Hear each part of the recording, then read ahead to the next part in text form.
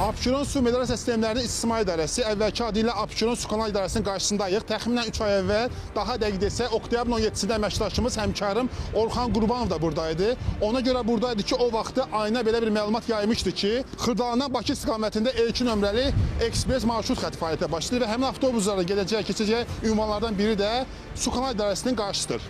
Əməkdaşımız bura gəldi, vəziyyəti izlədi və nə gördü? Abşeron Su Kanal İdarəsinin yaxınlığındayıq. Təxminən 20 dəqiqədən artıq bir vaxt keçməsinə baxmayaraq, E2 sayılı müntəzəm marşrut xəttinin bu ərazidə nə izi var, nə də tozu. Orxanın bu materialı həmin vaxt efirdə yayımlanan təxminən 3 ay yaxın vaxt keçəndən sonra ayına bizi, Baku TV-ni, əməkdaşımızı yalan danışmaqda, səhv məlumat verməkdə ittiham etdi və bildirdi ki, biz düz deyirik, siz yalan danışırsınız. Məlum olub ki, çəkiliş marşrutun keçdiyi ərazidə deyil, tamamilə fərqli bir ünvanda aparılıb.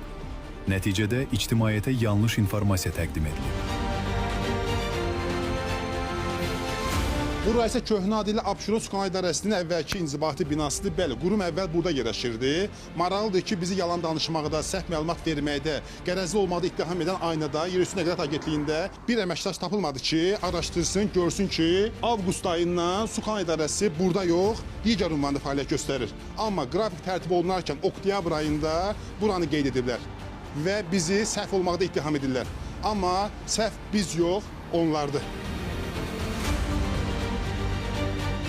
Təxminən 3 ay sonra böyük bir material hazırlayıb Baku TV-ni qərəzli olmaqda ittiham edən ayna rəhbərliyi, ayna əməkdaşları həmin o materialların rəy bölməsinə baxsınlar və görsünlər ki, vətəndaşlar aynanı belə işlər görməyə əvəzinə yaxşı iş görməyə, yaxşı fəaliyyət göstərməyə çağırırlar.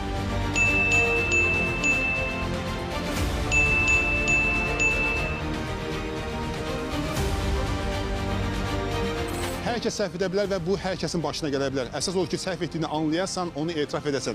Amma görünən odur ki, ayna rəhbərliyi, ayna əməkdaşları bundan çox uzaqdır. Ona görə elə buradan onlara səslənirəm. Deyirəm, bəlkə bir aynaya baxaq. Oradan kimin doğru, kimin yanlış olduğu görünəcək.